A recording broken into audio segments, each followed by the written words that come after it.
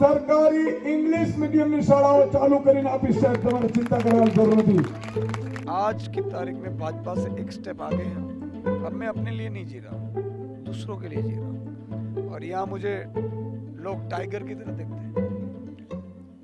News Laundry has reached Khambadiya. Khambadiya is in Dwarka district. Khambadiya's fight is interesting. AAP has fielded Ishudan Gadvi from Khambadiya. Ishudan Gadvi is also Aam Aadmi Party chief minister candidate. Isudan ji, आपका स्वागत है Newslaundry interview में. Thank you very much. मेरा पहला question ये है कि आम आदमी पार्टी का जो स्लोगन है, एक मुंह को केजरीवाल ने, एक मुंह को ईशुदान गढ़वी ने, जनता इतनी जल्दी ट्रस्ट नहीं करती कोई नई पार्टी आती है. आप क्या कहते हैं कि क्यों लोग आप पे ट्रस्ट करें? देखो, पहली बात तो ये कि अरविंद जी ने दिल्ली में काम करके दिया, फिर वो पंजाब में गए, पंजाब वासियों ने उन पर विश्वास रखा और 117 में से 92 सीट दी और आज 49 लाख पंजाब वासियों के बिजली बिल जीरो आने लगे. तो स्वाभाविक तौर पर जब दो दो राज्यों में काम कर चुके हैं तो लोगों पे विश्वास लोग करने लगते हैं. मेरी बात करूं तो मैं टीवी के माध्यम से बहुत आवाज़ उठाई है, किसानों की, बेरोजगार युवाओं की, आउटसोर्सिंग कर्मचारियों की, सरकारी कर्मचारियों की, गरीबों की, वंचितों की, शोषितों की. मैं पहले से उठाता तो था ही. अब जब पॉलिटिक्स में आया तब फर्क इतना ही है सिर्फ कि वहाँ में सिर्फ आवाज़ उठा सकता था. यहाँ लोग इसलिए मुझ पर विश्वास कर रहे हैं कि अब तो ईशुदान भाई आ ही गए. हमारा आवाज़ चिल्लाते थे वो, अब वो खुद उनकी सरकार बन रही है, वो मुख्यमंत्री बन रहे हैं. अब तो हमें कोई किसी से वो जाने की जरूरत नहीं है. तो इस हिसाब से अरविंद जी और मुझ पर गुजरात वासियों विश्वास करेंगे. आपका जो करियर है वो काफ़ी इंटरेस्टिंग है. आप पहले पत्रकार थे, जाने माने पत्रकार हैं आप, और उसके बाद आपने पॉलिटिक्स में आए हैं. आप मेन रीज़न क्या है कि आप पॉलिटिक्स में आके क्या आप चेंज करना चाहते हैं? क्या आपका मेन मोटो है? देखो, विदेशों के किसान अपने दाम तय कर सकते हैं, तो 75 साल हो गए आज़ादी को, मेरे किसान, मेरे भारत के किसान, मेरे गुजरात के किसान अपने दाम तय क्यों नहीं कर सकते? हमारे 70% आबादी किसान है, फिर भी किसानों को नज़रअंदाज किया जा सकता है. 20 बीघा ज़मीन है, किसी के पास नहीं है इतनी मिलकत, इतनी किसान के पास है, लेकिन 20 बीघा ज़मीन वाला किसान हर हमेश उसके जेब में 5,000 रुपये नहीं होते. क्यों? क्योंकि उनके लिए सरकार ने ध्यान ही नहीं दिया है. सिस्टम ही इतनी करप्ट बना दिए, ख़त्म कर दिया इन्होंने. और इसी के चलते मुझे लग रहा है कि किसानों के लिए हम बहुत भला करेंगे. पानी, बिजली और दाम की व्यवस्था करेंगे. बेरोजगार युवा हैं, 50 लाख पेपर लीक होते हैं, परेशान है. हम पहले ही साल में 2 लाख सरकारी भर्तियां करेंगे. कॉन्ट्रैक्ट कर्मचारियों को कायमी करेंगे. आउटसोर्सिंग कर्मचारियों को शोषण बंद करेंगे. महिलाओं के लिए आज इतिहास में आज तक किसी ने महिलाओं का सिर्फ वोट के तौर पर उपयोग किया है, उनको कुछ नहीं मिल रहा है. हमारी सरकार आते ही हम 18 साल से ऊपर की महिलाओं के खाते में 1,000 रुपये डालेंगे, ताकि 2 महिलाएं गरीब हैं, 2,000 उनको मिल गए तो वो अपना जो खाने का सामान है वो ले सकेगी, वो दुआएं देगी. भ्रष्टाचार हम खत्म करेंगे. हमारे लिए पॉलिटिक्स हमारा कैरियर नहीं है. कैरियर तो पिक पर थे, हम छोड़ कर आए हैं. हमारे लिए राजनीति, क्योंकि सब पावर राजनीति के पास है, राजनीतिक के पास है, नेताओं के पास है. हमारे लिए तो अब देख लेना, ईश्वर ने जब मौका दिया तो आपको रियल नायक देखने को मिलेगा गुजरात में. मैंने आपके 2-3 भाषण सुने हैं, आपके साथ था मैं, उसमें आप बार बार कहते हैं कि ज़ीरो, फ्री, ये आपके भाषण में जो शब्द हैं वो आप बार बार यूज़ करते हैं. जैसे पंजाब की अगर बात करूं, पंजाब में फ्री इलेक्ट्रिसिटी की आपने बात की है. उसके बाद पंजाब में एक इशू है कि फिस्कल डेफिसिट का.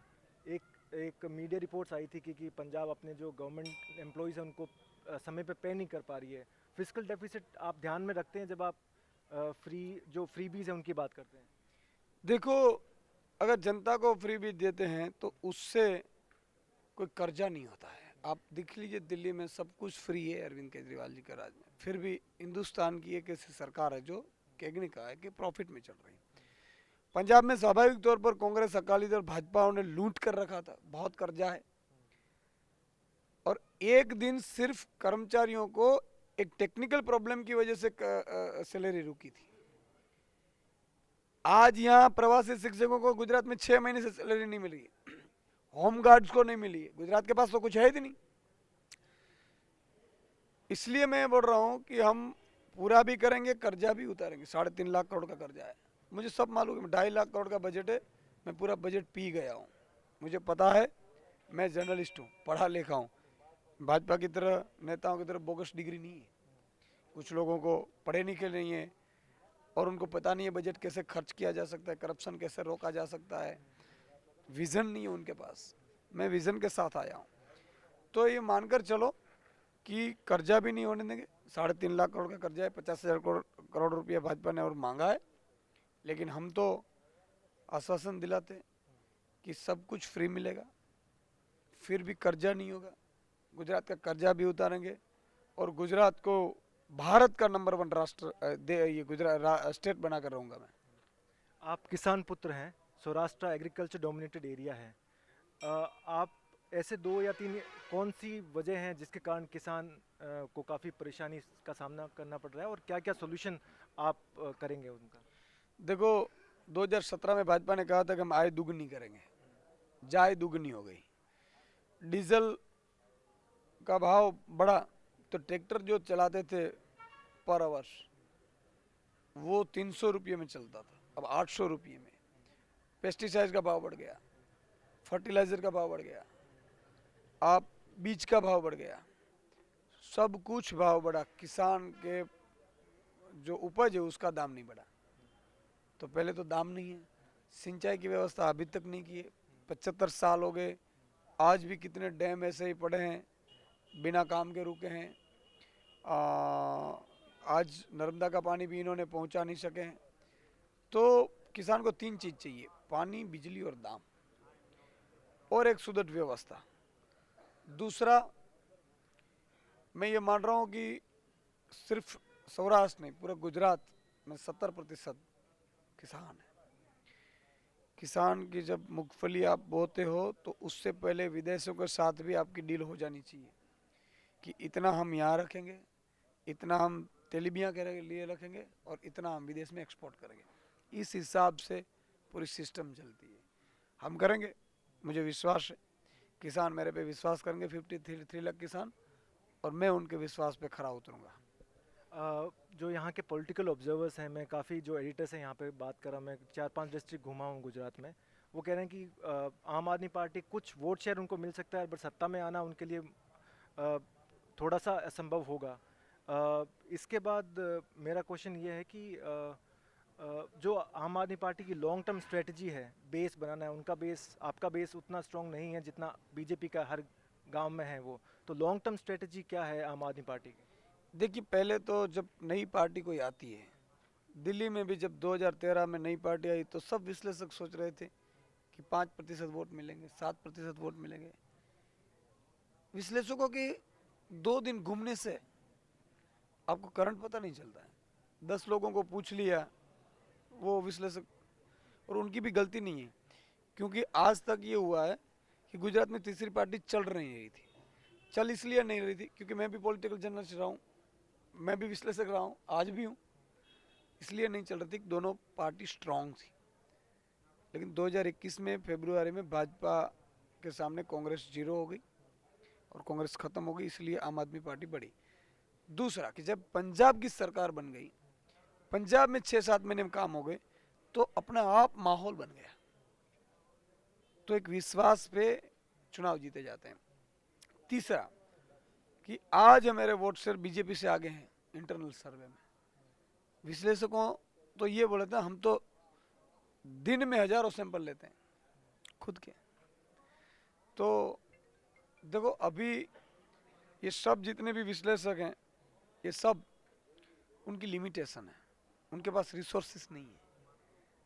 मेरे पास 2,81,000 कार्यकर्ता हैं। आपने कहा कि भाजपा का बहुत संगठन है। आज की तारीख में भाजपा से एक स्टेप आगे हैं हम, इसलिए क्योंकि अभी आप क्या देख रहे हैं, नई आम आदमी है, 6 महीने में क्या होगा ये देख रहे हैं, लेकिन जब जुआड़ आता है ना तो पूरा बदल जाता है।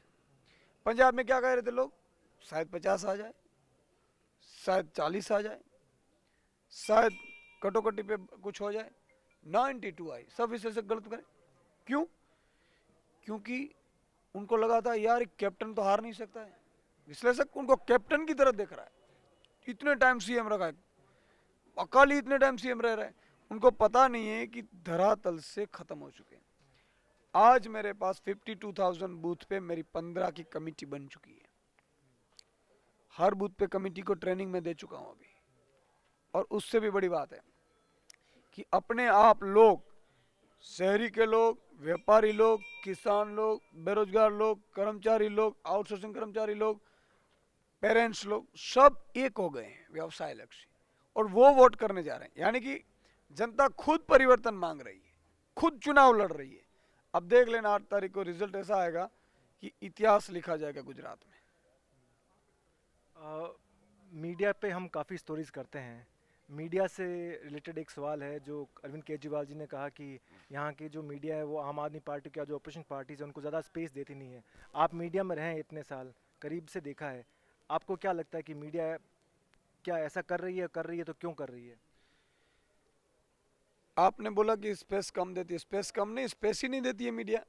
गुजराती मीडिया में पिछले 8 महीने से हमारे प्रवक्ता को नहीं बिठाते हैं, भाजपा वालों ने मना कर दिया है।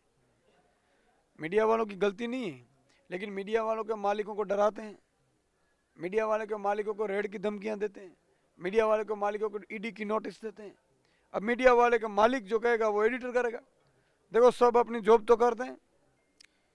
आज आप जैसे कुछ स्वतंत्र मीडिया वाले हैं जो कि ये चलाते हैं, तो उनकी सरकार से इतनी वो नहीं रहती है।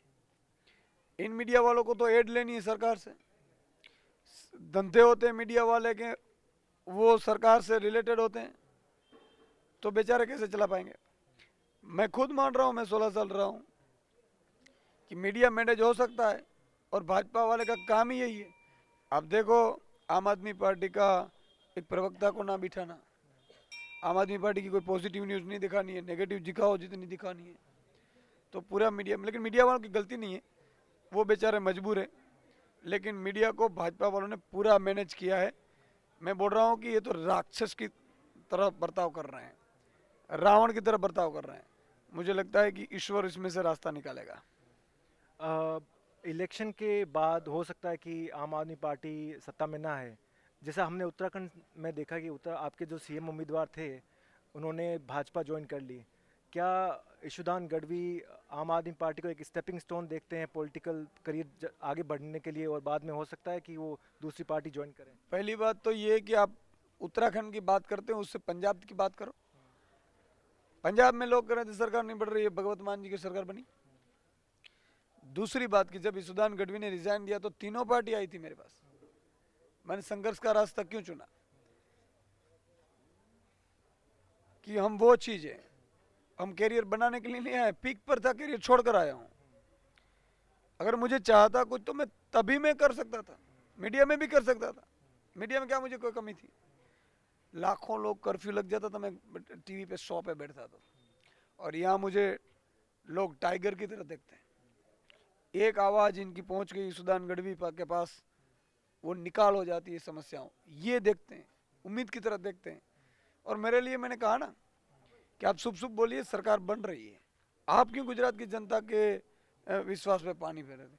अरे कुछ मीडिया बड़े मैनेज होते हैं, चलो वो सर्वे झूठे दिखाते हैं, पैसा लेकर सर्वे दिखाते हैं, सब लोग जानते हैं। लेकिन आप 50 लोगों को आप पूछ लिए, 50 में से आपको 40 ये बताएंगे कि हमें परिवर्तन चाहिए, तो सर्वे तो ये ठीक हुआ कि वो 25 लोगों के सर्वे करते वो ठीक हुआ। कहने का तात्पर्य यह है कि ईशुदान गढ़वी, हम गढ़वी समाज में आते हैं, माँ देवी पुत्र के संतान कहलाते हैं, हम सर कटा सकते हैं लेकिन जनता के साथ गद्दारी नहीं कर सकते। एक लोगों के मन में संशय है कि आपकी आइडियोलॉजी क्या है। जैसे बीजेपी है वो हिंदुत्व में बिलीव करती है, उनका एक वोट बैंक है हिंदुत्व वोट बैंक। कांग्रेस है उनके साथ माइनॉरिटीज़ हैं या जो पुअर है डिसएडवांटेज ग्रुप्स हैं, आम आदमी पार्टी की क्या आइडियोलॉजी है और शेड्स ऑफ सैफरन देखें तो कौन से शेड में वो आगे दिखते हैं? आज भारत में 90% लोग मिडिल क्लास है, लोअर मिडिल क्लास है, वो सब आम आदमी के हैं। आपको अमीर है, करोड़पति, अब्जोपति, वो हमें नहीं चाहेंगे। क्यों? क्योंकि उनके धंधे धंधे ऐसे होते हैं, उसके काम ऐसे होते हैं, और हम तो ईमानदार हैं। लेकिन देखो, कोई भाजपा के हिंदुत्व का नहीं होता है। लक्ष्मी जी का और गणपति जी का नोट पे विरोध भाजपा ने किया है, उस पर मत जाइए। दूसरा, कोई आइडियोलॉजी भाजपा कांग्रेस की नहीं है, उनकी सिर्फ आइडियोलॉजी लूटने की, कैसे पैसे बनाने हैं, कैसे करप्शन करना है, कैसे माल। देखो चुनाव में कितने पैसे बांट रहे, इतने पैसे बांट रहे हैं यार। मैं जहाँ पे गांव में जाता हूँ, लोग बोलते हैं यार यहाँ तो समाज वाली में 5 लाख रुपए दे दिए, हम बिक गए। क्या रहे?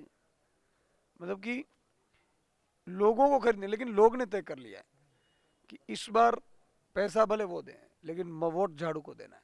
कहने का तात्पर्य ये कि इतने पैसे आते कहाँ से इनके पास? इसलिए आते हैं कि लोग देखते हैं कि यार कुछ अच्छा कौन कर सकता है। आज बिजली सबको फ्री चाहिए, मध्यम वर्ग है। आज रोजगार सबको चाहिए, बिना लागवग सबको नौकरी चाहिए। आज सबको अच्छी शिक्षा चाहिए, सबको स्वास्थ्य अच्छा चाहिए। तो मैं बोल रहा हूँ, जिसको ये चाहिए वो हमें वोट देते हैं। वो 90% ऐसी आबादी है।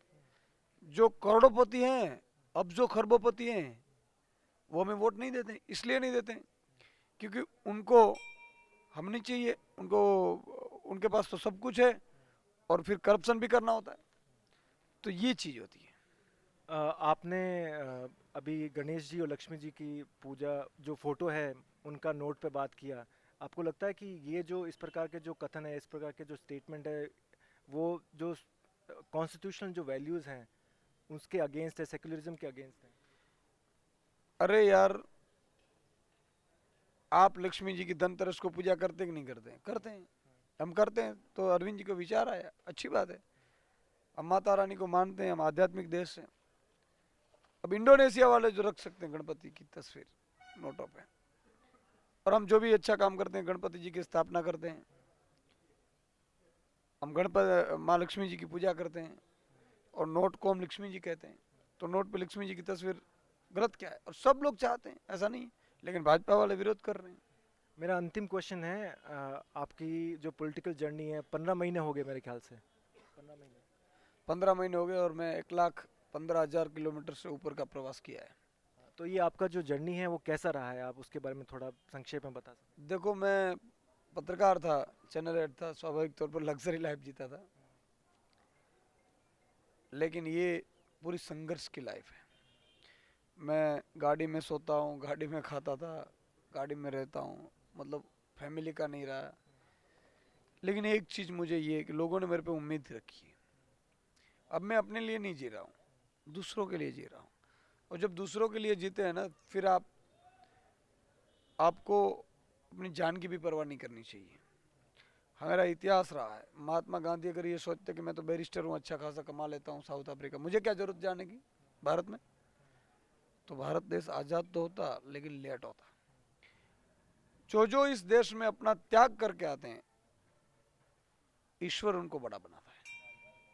और आज किसान का बेटा हूँ मैं, छोटा सा हूँ, छोटे से परिवार में जाता हूँ, फिर भी ईश्वर ने मुझे इतना दे दिया, देखो बड़ा बना दिया। लेकिन मैं तो एकदम छोटा आदमी हूँ, डाउन टू अर्थ हूँ। लेकिन आज पूरा गुजरात उम्मीद की तरह देख रहे हैं। तो कहने का तात्पर्य ये है कि मेरे लिए अब मेरी लाइफ में खाना पीना मेरा कोई शौक नहीं है। जनता का भला करने के अलावा मेरे पास कोई शौक बचा नहीं है। ईशुदान जी, हमसे बात करने के लिए बहुत बहुत धन्यवाद। The subscription model is something that keeps News Laundry afloat, but we need hundreds of thousands of people to completely transform the news ecosystem. So you pay for news, so it serves you.